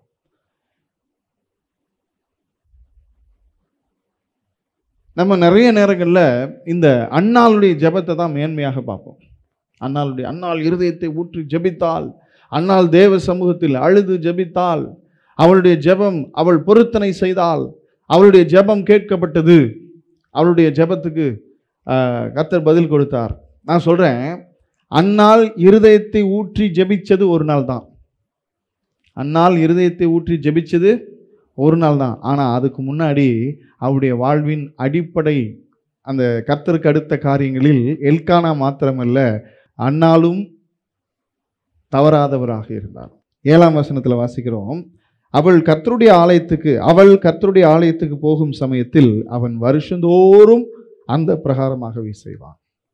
அப்படின்னா எப்படி நம்ம எல்கானாவை குறித்து வருஷந்தோறும் அவன் செய்ய வேண்டிய காரியங்களில் தவறாமல் இருந்தான்னு சொல்லி வாசித்தோமோ, தியானித்தோமோ, அதே போல இந்த அன்னாலும் எப்படி இருந்திருக்கிறான்? வருஷந்தோறும் கர்த்தர் ஆலயத்துக்கு போவதிலும், கர்த்தருக்கு செய்ய வேண்டிய காரியங்களிலும், பலிகளிலும், காணிக்கைகளிலும் எல்லாவற்றிலும் சரியாக இருந்திருக்கிறா. சரியாக இருந்து ஒரு நாள் துக்கப்பட்டு விசனப்பட்டு எழுந்து ஜெபிக்கிறா. அந்த ஜெபம் கேட்கப்பட்டது. ஆமென். நான் சொல்றது உங்களுக்கு புரியுதா? She was so disciplined in her prayer life, in her spiritual activities. She never have failed in anything. அவள் தன்னுடைய ஆவிக்குரிய வாழ்வின் சகல அந்த செயல்பாடுகளிலும் தவறாதவராக எப்பொழுதும் இருந்திருக்கிறாள். அப்படி இருந்து ஒரு நாள் அவள் அதிகமாக துக்கப்பட்டு எழுந்து ஜெபிச்சாள். அந்த ஜெபம் கர்த்தருடைய சமூகத்தில் கேட்கப்பட்டது. ஆமென். இவன் எதுவுமே ஜெபிக்காம, எதுவுமே இல்லாமல் திடீர்னு ஒரு நாள் புஷ்ஷுன்னு எந்திரிச்சு அந்நாள் ஜெபிக்கல. நம்மால் இன்னைக்கு அதை தான் விரும்புகிறான். நீங்கள் பார்த்தீங்கன்னா டெய்லி ப்ரேயர் லைஃபும் ஒன்றுமே இருக்காது. பைபிளில் அண்ணாலை போல ஜெபிக்கிறேன், தெபராலை போல ஜெபிக்கிறேன், சாமுவேலை போல எப்படியெல்லாம் சொல்லி ஜெபிக்கிறது. ஆனால் அதெல்லாம் எங்கே இருக்குன்னே பைபிளில் தெரியாது. நீ அண்ணாலை போல ஜெபிக்கிறதுக்கு முன்னாடி அண்ணால் எங்கே இருக்கான்னு பைபிளில் காட்டுன்னா பார்ப்பான். பைபிளில் தான் இருக்கான் சார் அப்படின்வான். அந்த மாதிரி ஒரு வாழ்க்கை. ஆனால் அப்படியே வந்துட்டு 4 பேர் முன்னாடி ஸ்டன் ஷோ பண்ணுவான். அண்ணாலை போல ஜெபிக்கிறோம் ஆண்டவரே, அழுது கொஞ்சம் இப்பெல்லாம் நடிக்கலாம் ஆரம்பிச்சிட்டான். கண்ணில் தண்ணி வருது. கிளிசரன்லாம் ஊற்றிட்டு வந்து ஜெபம் பண்ணுவாங்களான்னு தெரியல. நிறைய அப்படி தான் டிவியில் நிறைய பேர் பார்க்குறோம். பெர்ஃபார்மன்ஸ்லாம் பண்ணுறாங்க. அண்ணாலை போல ஜெபிக்கிறோம். இன்னொரு குரூப் இருக்குது, எசேக்கியா ராஜாவை போல ஜெபிக்கிறோம். எசேக்கியா ராஜாவை போல ஜெபிக்கிறோம். என்ன சார் எசேக்கியா ராஜாவை போல அப்படின்னா, அந்தாள் ஒரு ஜெபம் பண்ணார். ஏசாயா தீர்க்கதரிசன புஸ்தகம் 38ஆம் அதிகாரம் 3 வாசிங்க. கர்த்தாவே, நான் உமக்கு முன்பாக உண்மையும் மன உத்தமுமாய் நடந்து உமது பார்வைக்கு நலமானதை செய்தேன் என்பதை நினைத்தருளும். கர்த்தாவே, நான் உமக்கு முன்பாக உண்மையும் மன உத்தமுமாய் நடந்து உமது பார்வைக்கு நலமானதை செய்தேன் என்பதை நினைத்தருளும் என்று விண்ணப்பம் பண்ணி எசேக்கியா மிகவும் அழுதான். இப்போ நம்பால் சொல்றாரு, நான் எசேக்கியாவை போல ஜெபிக்கிறேன் ஆண்டவரே. எப்படி நான் ஜெபிக்கிறேன்? அழுது ஜெபிக்கிறேன். கொஞ்சம் திரும்பி சவர்புறமாக திரும்பி ஜெபிக்கிறேன். எப்படி ஜெபிக்கிறேன்? எசேக்கியாவை போல ஜெபிக்கிறேன், அழுது ஜெபிக்கிறேன். நான் சொல்றேன், எசேக்கியா அழுது ஜெபித்த ஜெபம் அவனுக்கு அற்புதத்தை பெற்றுக் கொடுக்கவில்லை. அந்த ஜெபத்தில் ஒரு ஸ்டேட்மெண்ட் அவன் சொன்னான். அந்த ஜெபத்தில் எசேக்கியா ஒரு ஸ்டேட்மெண்ட் சொன்னான். என்ன சொன்னான் தெரியுமா?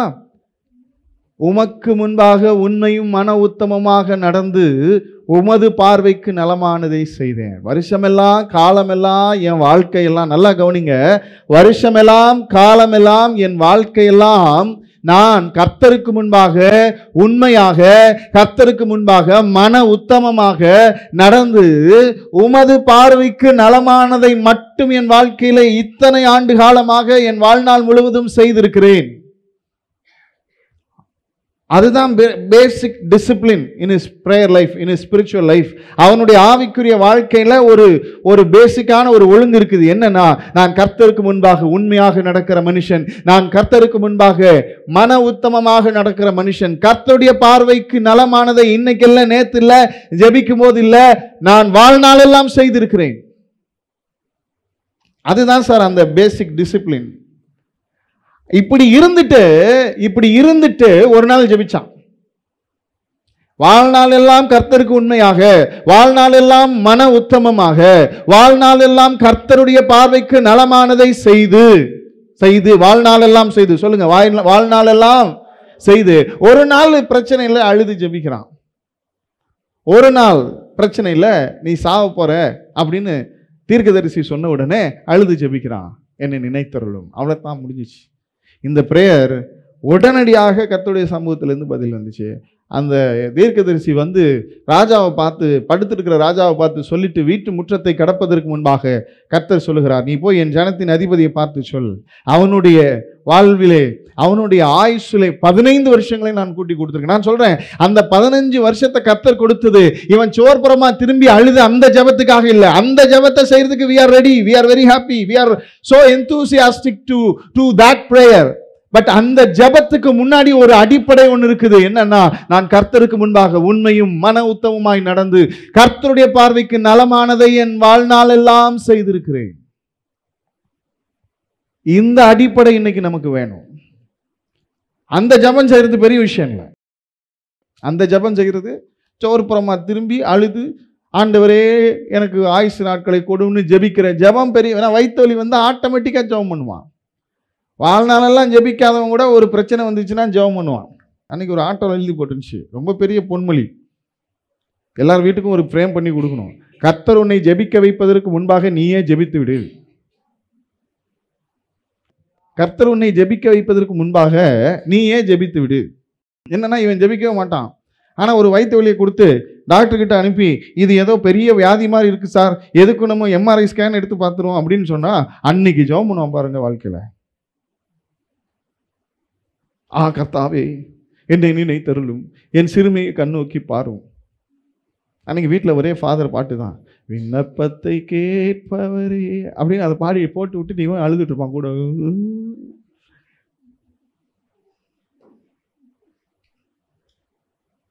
இந்த ஜெபம் ரொம்ப கஷ்டமே இல்லை சார். அந்த ஜெபத்தில் அவன் ஒரு விஷயம் சொன்னான் பார்த்தீங்களா, நான் கர்த்தருக்கு முன்பாக உண்மையாக நடந்து மன உத்தமமாய் நடந்து கர்த்தருடைய பார்வைக்கு நலமானதை செய்தேன். அடுத்து எலியாவை போல ஜெபிக்கிறோம் ஆண்டவரே.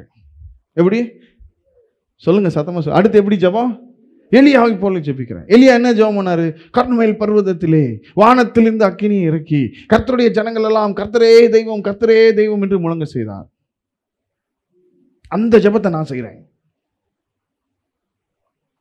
அந்த ஜெபத்தை செய்யறதுக்கு முன்னாடி எலியா 3 வருஷம் அவன் வாழ்க்கையில செஞ்ச ஒரே விஷயம் என்ன தெரியுமா? எந்திரிக்கிறது, சாப்பிட்றது, ஜெபிக்கிறது, சாப்பிட்றது, ஜெபிக்கிறது, சாப்பிட்றது. எத்தனை நாள் சொல்லுங்க? ஏரி தாற்றங்கரையில் கர்த்தர் காகத்தை கொண்டு போஷித்தார். சாப்பிட வேண்டியது, ஜெபிக்க வேண்டியது. வசனம் சொல்லுது, யாக்கோபு நிருபத்தில், எலியா என்பவன் நம்மை போல பாடுள்ள மனுஷனாய் இருந்தும் மழை பெய்யாதபடிக்கு கருத்தாய் ஜெபம் பண்ணின பொழுது கர்த்தர் அவனுடைய ஜெபத்தை கேட்டார்னு சொல்லிட்டு, நீதிமானுடைய ஊக்கமான வேண்டுதல் மிகவும் பலனுள்ளதுன்னு சொல்லுது. இந்த நீதிமான் 3 வருஷமாக அங்கே கேரித்தாற்றங்கரையில் சாரிபாத் ஊர் விதவையினுடைய வீட்டில் ஐயா செஞ்ச அதிகபட்சமான வாழ்க்கையின் வேலை ஜெபம், ஜெபம், ஜெபம், ஜெபம். இந்த தேசத்தில் ஜனங்களுடைய நிலை மாற வேண்டும். இந்த தேசத்தில் ஜனங்கள் 2 நினைவுகளால் குந்தி குந்தி நடக்கிற ஜனங்கள் மாற வேண்டும். கர்த்தர் சொன்னது போல 3 வருஷம் மழை வரக்கூடாது. அப்படின்னு சொல்லி நான் சொல்லும் வரைக்கும் மழை. இதே எலியா ஜெபிச்சுட்டே இருந்தான் 3 வருஷமா. அந்த 3 வருஷத்து ஜெபத்துக்கான பதில் தான் வானத்திலிருந்து அக்கினி இறங்கி வந்ததை ஒழிய, அந்த கர்மேல் பர்வதத்தில் அவர் செஞ்ச ஒரு 30 செகண்ட் ஜெபம், அந்த ஜெபத்தில் அக்கினி இறங்கி வராது. இன்னைக்கு எல்லாரும் இந்த 30 செகண்ட் ஜெபம் செய்யறதுல ஆர்வமாக இருக்கிறோம். எலியாவை போல ஜெபிக்கிறோம் ஆண்டவரே, ஒன்றும் நடக்க மாட்டேங்குது, ஒண்ணுமே நடக்க மாட்டேங்குது. சில ஆண்டுகளுக்கு முன்னாடி சில பெரிய ஊழியக்காரர்கள் அவங்கெல்லாம் சேர்ந்து ஒரு காமெடி ஷோ ஒன்று பண்ணாங்க. ஆனால் காமெடி ஷோன்னு சொல்லாமலே ஒரு காமெடி ஷோ பண்ணாங்க. அதுதான் ரொம்ப பெரிய காமெடி ஆச்சு. என்னென்னா, எல்லாரும் சேர்ந்து கூடி வந்து ஒரு மேடையில் பாட்டு பாடி ஆராதிச்சாங்க. நல்லா இருந்துச்சு, அந்த ஆராதனைலாம் ரொம்ப நல்லா இருந்துச்சு, ரொம்ப சந்தோஷமாக இருந்துச்சு. கடைசியில் ஒருத்தர் வந்து சொன்னார், இஸ்ரவேல் ஜனங்கள் எரிகோ பட்டணத்தை சுற்றி வந்த பொழுது 3 முறை சுற்றி வந்தார், 7 முறை சுற்றி வந்தார், 7வது முறை ஆர்ப்பரித்த பொழுது எரிகோ பட்டணம், எரிகோ அலங்கம் இடிந்து விழுந்தது போல அப்படின்னு சொல்லி இவங்களே ஒரு சவரை கட்டி வச்சுட்டாங்க.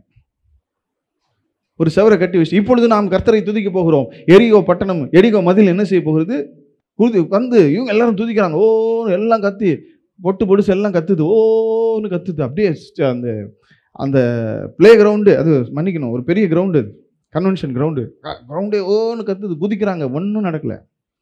கடைசியில் அவர் கொஞ்சம் இப்படி இருப்பார், அவரே ஒரு எத்தி விட்டுட்டு கர்த்தர் எரிகோ பட்டணத்தை இடித்து விட்டார். இது என்ன பிரச்சனைனா, நான் உமக்கு முன்பாக நடந்து மன உத்தமமாய் நடந்து உமது பார்வைக்கு நலமானதை செய்தேன்னு வாழ்நாளெல்லாம் சாட்சி பெறுறதுக்கு, அந்த அடிப்படை ஆவிக்குரிய ஒழுங்குக்கு நாம் ஆயத்தப்படுவதில் நாம் ஃபோக்கஸ் பண்ணுறதில்லை. ஆனால் எலியாவை போல என்ன செஞ்சிடணும், வானத்திலேருந்து அக்கினி இறக்கிடணும், எரிகோ பட்டணத்தை இடிச்சிடணும். அதில் அந்த ஷோ, அந்த ஸ்டன் ஷோ காட்டுறதுல நம்ம ஆர்வமாக இருக்கிறோம். இந்த ஸ்டன் ஷோ ஆண்டவர்கிட்ட வேலைக்கு ஆகாது. யோவெனில் உன் அறை வீட்டுக்குள் புகுந்து கதவை மூட்டிக்கொண்டு உன் அந்தரங்கத்தில் உன் தேவனிடத்தில் என்ன செய்ய, ஜெபம் பண்ணு, அவர் பகிரங்கமாய் உனக்கு பதில் தருவார். ஸ்டன் ஷோலாம் வேலைக்கு ஆகாது. இன்னைக்கு பாருங்க எத்தனை ஜெபம் நடக்குது. எழுப்புதல் ஜெபம், தேசத்துக்கான எழுப்புதல் ஜெபம், என்னென்னமோ ஜெபம் நடக்குது. ஏதாவது நடக்குதா? ஜெபம் நடக்குது. இவங்க ஜெபிச்ச காரியம் ஏதாவது நடக்குதா? ஏன்னா நமக்கு பிரச்சனை என்னன்னா, நம்ம முன்னாடி வந்து ஸ்டன் ஷோ ஜெபம் பண்ணுறதுக்கு ரெடியாக இருக்கிறோம். யாருக்கும் தெரியாமல் வீட்டுக்குள்ளே போய் கதவை மூடிக்கிட்டு உன் அறை வீட்டுக்குள் அந்தரங்கத்தில் உன் பிதாவிடத்தில் நீ உன் காரியத்தை வேண்டிக்கொள்னு ஒரு அடிப்படையான யாருக்கும் தெரியாத ஒரு ஜெபம் ஒன்று இருக்குது. அந்த ஜெபத்தை செய்வதில், அந்த ஒழுக்கத்தில் வாழ்வதில், அந்த ஆவிக்குரிய வாழ்வின் ஒழுங்கில் நாம் சீரடைவதில் நாம் ஃபோக்கஸ் பண்ணுறதே இல்லை, நாம் கவனிக்கிறதே இல்லை. நான் சொல்லுவேன், நம்முடைய வாழ்வில் அந்த தனி மனித ஜெபம் ஒழுக்கம் இருக்கு இல்லையா, I would say that as prayer discipline, individual prayer discipline, அதுதான் நம்முடைய வாழ்க்கையின் அஸ்திவாரம். அதுதான் நம்முடைய வாழ்க்கையின், சொல்லுங்க, அஸ்திவாரம். அந்த அஸ்திவாரத்தை நீங்கள் கான்சன்ட்ரேட் பண்ணீங்கன்னா மேலே என்ன கட்டணுன்றதை கர்த்தர் பார்த்து கொள்வார். அஸ்திவாரத்துக்கு மேலே என்ன கட்டப்பட வேண்டும் என்பதை கர்த்தர் பார்த்து கொள்வார். நீங்கள் வேதத்தில் பாருங்களேன், தேவனால் உயர்த்தப்பட்ட எந்த மனுஷனும் கர்த்தாவே என்னை உயர்த்தும் என்று ஜெபித்ததே கிடையாது. தாவீது எங்கேயாவது என்னை ராஜாவாக்குங்க ஆண்டவரேன்னு ஜெபிச்சாரா? தானியேல் எங்கேயாவது என்ன வந்து நீங்கள் பாபிலோன் மாகாணத்தில் மிகப்பெரிய அறிவாளிகளுக்கு தலைவனாக, ஞானிகளுக்கு தலைவனாக என்னை மாற்றுங்கன்னு ஆண்டவர்கிட்ட ஜெபிச்சாரா? இந்த யோசேப்பு ஆண்டவர்கிட்ட எங்கேயாவது என்னை எகிப்து தேசத்துக்கு கூட்டி வந்துட்டீங்க, இந்த தேசத்தில் என்னை பிரைம் மினிஸ்டர் ஆக்கிருங்கன்னு எங்கேயாவது இந்த யோசேப்பு ஜெபிச்சாரா? யாருமே ஜெபிச்சதில்லை. அவங்க செஞ்சதெல்லாம் அவங்க அடிப்படை ஒழுங்கில், ஆவிக்குரிய வாழ்வின் அடிப்படை ஒழுங்கில் அவங்க சரி செய்ய வேண்டியதை, சீர் செய்ய வேண்டியதை, பலப்படுத்த வேண்டியதில் அவங்க கவனம் செலுத்தினாங்க. கர்த்தர் அதுக்கு மேலே அவங்கள கட்டி எழுப்பினார். அதுக்கு மேலே கர்த்தரையே கட்டி எழுப்பினார். நான் உங்களுக்கு இன்னும் ரொம்ப சிம்பிளாக சொல்கிறேன். இந்த ஒரு பில்டிங்குடைய உயரம் எவ்வளோ இருக்கும் அப்படின்றது அதோடைய அஸ்திவாரத்தின் அடிப்படையில் தான் இருக்கிறது. நான் சொல்கிறது உங்களுக்கு புரியுதா? ஒரு பில்டிங்குடைய உயரம் எவ்வளோ பெருசாக இருக்கும். இன்றைக்கி நிறைய பில்டிங் இருக்குது. ஒரு காலத்தில் சென்னையில் இருக்கிறதுலே பெரிய பில்டிங் வந்து நம்ம எல்ஐசி பில்டிங் தான் இருந்துச்சு. 14 மாடி கட்டடம் ஒன்று இருக்கும், உங்கள் லிஃப்ட்டெல்லாம் இருக்காண்டா, அதுதான் சென்னையிலே அவசரமான பில்டிங்கு அப்படின்வாங்க. அப்புறம் இப்போ வந்து நிறைய இருக்குது. இப்போ இந்த ஓஎம்ஆர்லாம் பார்த்தீங்கன்னா எனக்கு தெரிஞ்சு 23, 25 இருக்குது. இன்னும் அதுக்கு மேலே இருக்கான்னு எனக்கு தெரியல. ஆனால் ஒரு பில்டிங் எவ்வளோ உயரம் இருக்குன்றது அதுக்கு எவ்வளவு ஸ்ட்ராங்காக, எவ்வளவு ஆழமாக அஸ்திவாரம் இருக்கிறது என்பதை குறித்து தான், என்பதின் அடிப்படையில் தான் இருக்கிறது. ஆமென். ஒரு ஜோக் ஒன்று என்னன்னா, ஒருத்தன் ஒரு இடம் வச்சுருந்தானா. இடம் வச்சுக்கிட்டு போயிட்டு ஒரு பில்டர்கிட்ட போய் கேட்டானா, சார் நான் ஒரு இடம் வச்சுருக்கிறேன், எனக்கு வீடு கட்டணும் அப்படின்னா. உடனே அவங்க கூப்பிட்டு உட்கார வச்சு, உங்கள் வீடு எப்படி இருக்கணும், உங்களுக்கு என்ன வேணும், எங்கே பெட்ரூம் இருக்கணும், எங்கே, அதெல்லாம் விசாரித்தாங்க. அதெல்லாம் விசாரித்தோடனே இவர் சொன்னார். சொல்லிவிட்டு இவர் எல்லாம் சொல்லிவிட்டு அவர்கிட்ட கேட்டார், இதுக்கு எவ்வளோ செலவாகும் அப்படின்னு கேட்டார். உடனே இவர் கேட்டார், இப்போ நீங்கள் இது வந்து ஒரு ஒரு ஒரு ஃப்ளோருக்கு வந்து நீங்கள் சொல்லியிருக்கிறீங்க, இந்த ஒரு ஃப்ளோர் போதுமா, இல்லை மேலே எதுவும் வேணுமா அப்படின்னா. உடனே இவர் சொன்னார், எனக்கு வந்து கிரவுண்ட் +2 மொத்தம் 3 வேணும், 3 ஃப்ளோர் வேணும் அப்படின்னார். சரி ஓகே, எவ்வளோ செலவாகும் சொல்லுங்கள். இதே மாதிரி எனக்கு கிரவுண்ட் +2 வேணும் அப்படின்னார். சரி ஓகே, அப்படின்னா எவ்வளோ செலவாகும்னு சொல்லுங்கள் அப்படின்னாரு. உடனே அவங்க எல்லாம் கணக்கெல்லாம் பார்த்துட்டு சொன்னாங்க, 40 லட்ச ரூபா ஆகும், 40 லட்ச ரூபா ஆகும். இந்த 40 லட்ச ரூபாய் நீங்கள் கொடுத்துட்டிங்கன்னா நம்ம உங்களுக்கு கட்டி வீடாக கொடுத்துருவோம், அதுக்கு மேலே நீங்கள் ஒரு பைசா தர தேவையில்லை அப்படின்ட்டாங்க. உடனே இவர் அப்படியே பார்த்தாரு. இவர் அப்படியே பார்த்தோன்னே அவங்க சொன்னாங்க, நீங்கள் வேணால் 40 லட்ச ரூபா ஒரே ஷாட்டில் கொடுக்க வேணாம், என்ன செய்யுங்க, எனக்கு ஒரு 20 லட்ச ரூபா கொடுங்க, நாங்கள் ஃபவுண்டேஷன் போட்டு கிரவுண்ட் ஃப்ளோர் கட்டிடுறோம், அதுக்கப்புறம் அந்த கிரவுண்ட் ஃப்ளோர் முடித்தோடனே நீங்கள் ஒரு 10 லட்ச ரூபா தாங்க, நாங்கள் என்ன செய்கிறோம், ஃபஸ்ட் ஃப்ளோர் கட்டுறோம், அப்புறமா நீங்கள் ஒரு 10 லட்ச ரூபா தாங்க, நாங்கள் செகண்ட் ஃப்ளோர் கட்டித்தரோம் அப்படின்னாங்க. நம்பால் யோசித்தார். அப்படியே குறுன்னு யோசிச்சுட்டு சொன்னார், சார் எனக்கு வந்து கிரவுண்ட் ஃப்ளோர் வேண்டாம். எனக்கு என்ன வேண்டாம் சொல்லுங்கள். கிரவுண்ட் ஃப்ளோர் வேணாம், அந்த ஃபஸ்ட் ஃப்ளோரும் செகண்ட் ஃப்ளோரும் சொன்னீங்கல்ல, நான் 20 லட்ச ரூபா ஒரே ஷாட்டில் தரேன், எனக்கு ஃபஸ்ட் ஃப்ளோரும் செகண்ட் ஃப்ளோரும் தாங்கன்னு கேட்டான். இப்படி தான் இருக்குது இன்றைக்கி கர்த்தருடைய பிள்ளைகள் ஆண்டவரிடத்தில் ஜெபிக்கிற ஜெப வாழ்க்கை. எனக்கு அடிப்படை ஒழுக்கம் வேண்டாம், எனக்கு அஸ்திவாரம் வேண்டாம், ஆனால் அதுக்கு மேலே நான் உயரம் மட்டும் செய்யணும். கர்த்தர் என்னை ராஜாவாக உயர்த்த வேண்டும், கர்த்தர் என்னை யோசேப்பாக உயர்த்த வேண்டும், கர்த்தர் என்னை தானியேலை போல உயர்த்தி விட வேண்டும், கர்த்தர் என்னை எலியாவை போல பயன்படுத்த வேண்டும், ஆனால் எனக்கு கிரவுண்ட் ஃப்ளோர் வேண்டாம், எனக்கு அஸ்திவாரமே வேண்டாம் சார். எவ்வளோ பைத்தியகாரத்தனமாக இருக்குல்ல. இன்னைக்கு நீங்களும் நானும் கான்சென்ட்ரேட் பண்ண வேண்டிய, முக்கியத்துவம் செலுத்த வேண்டியது ஒன்றே ஒன்று தான். ஆண்டவரோடு அடிப்படை ஆவிக்குரிய வாழ்வின் ஒழுங்கில் கர்த்தருக்குள் நாம் பலப்பட வேண்டும். என் ஜெப வாழ்க்கை கர்த்தருக்குள்ளே பலப்படணும். என் ஸ்பிரிச்சுவல் லைஃப் வந்து கர்த்தருக்குள்ளே என்ன செய்யணும், பலப்படணும். என்னுடைய ஆவிக்குரிய வாழ்க்கையின் காரியங்களில் ஆண்டவருக்குள்ளே நான் ஆழமாக வேரூன்றி என்னுடைய அஸ்திவாரம் ஆழமாக இருக்கணும். இன்னும் நான் உங்களுக்கு சொல்கிறேன், ஒரு பில்டிங்குடைய உயரம் எவ்வளோ வேணுமோ அவ்வளோ ஆழமாக அதுக்கு வந்து என்ன பண்ணணும், அஸ்திவாரம் போடணும். அது தெரியுமா உங்களுக்கு? சும்மா நம்ம பாட்டுக்கு எதுவும் நம்ம இஷ்டத்துக்கு பண்ண முடியாது. இன்றைக்கி பார்த்தீங்கன்னா நிறைய பெரிய பெரிய பில்டிங்ஸ்லாம் இருக்குது, உயரமான பில்டிங்லாம் இருக்குது. துபாயில் வந்து ஏதோ ஒரு கேள்விப்பட்டேன், புஜ் கலிஃபாவா, உயரமான, அதான் உலகத்தில் உயரமான பில்டிங்னு சொல்கிறாங்க, தெரில. அதனுடைய உயரம் எவ்வளோ இருக்குதோ அந்த அளவுக்கு ஆழமாக அதனுடைய அஸ்திவாரம் இருக்கணும். ஆமென். அது மாதிரி தான் நம்முடைய ஆவிக்குரிய வாழ்வில், நம்முடைய வாழ்வில் தேவன் நம்மளை எவ்வளோ உயர்த்தணும்னு நம்ம நினைக்கிறோமோ, இல்லை தேவன் நம்மளை எப்படி ஆசீர்வதிக்கணும்னு நினைக்கிறோமோ, அந்த அளவுக்கு ஆழமாக நாம் கர்த்தருக்குள் நம்முடைய ஜெப வாழ்வில், வேத தியானத்தில், கர்த்தரை தேடுவதில் ஆழமாக நாம் அந்த அஸ்திவாரத்தில் வளர்ந்திருக்க வேண்டும். அஸ்திவாரம் வெளியே தெரியாது. ஏன் தெரியுமா? இவங்க வந்து ஃபவுண்டேஷனுக்கு எனக்கு கிரவுண்ட் ஃப்ளோர் வேண்டாம், ஃபஸ்ட் ஃப்ளோர் செகண்ட் ஃப்ளோர் மட்டும் போதும்னு சொல்கிறாங்க. ஏன்னா அந்த அஸ்திவாரம் வெளியே தெரியாது. ஆமென். அஸ்திவாரம் வீட்டில் அஸ்திவாரம் எவ்வளோ ஸ்ட்ராங்காக இருக்குன்னு வெளியில் தெரியுமா? தெரியாது. அதையெல்லாம் மண்ணுக்குள்ளே தான் இருக்கும், தெரியாது. அது தெரியாத ஒரு காரியம் அப்படின்றனால இன்னொன்று, அஸ்திவாரம் போடுறது கஷ்டமான காரியம். வீட்டில் வந்து 2வது மாடி 1 மாடி கட்டுறது ரொம்ப ஈஸி, ஆனால் அஸ்திவாரம் போடுறது ரொம்ப கஷ்டம். ரொம்ப கஷ்டம். ஆனால் அந்த அஸ்திவாரத்தில் நாம் கான்சன்ட்ரேட் பண்ணால் அதுக்கு மேலே கட்டுறதை கர்த்தர் பார்த்து கொள்வார். அதனால தான் சொல்கிறேன், இந்த நாட்களில் ஆண்டவராகிய கர்த்தர் தம்முடைய பிள்ளைகளாகிய நம்மிடத்தில் ஆண்டவர் எதிர்பார்க்கிறது என்னென்னா, நம்முடைய வாழ்வின் அஸ்திபாரமாக இருக்கிற இந்த ஆவிக்குரிய அடிப்படை ஒழுங்குகளில் நாம் குறையற்றவர்களாக, முறை தவறாதவர்களாக, நாள் தவறாமல் ஜெபிக்கிறவர்களாக, நாள் தவறாமல் வேதத்தை தியானிக்கிறவர்களாக, வாரம் தவறாமல் சபைக்கு வருவதில் தவறாதவர்களாக, ஏன்னா இப்படி சகல ஆவிக்குரிய ஒழுங்குகளிலும் நாம் ரொம்ப வைராக்கியமாக பலப்பட வேண்டும் என்று தேவன் விரும்புகிறார். அது ரொம்ப முக்கியம். இதில் நீங்கள் தவறும் பொழுது நீங்கள் உங்கள் அஸ்திவாரத்தில் ஃபெயில் ஆகிறீங்கன்னு அர்த்தம்.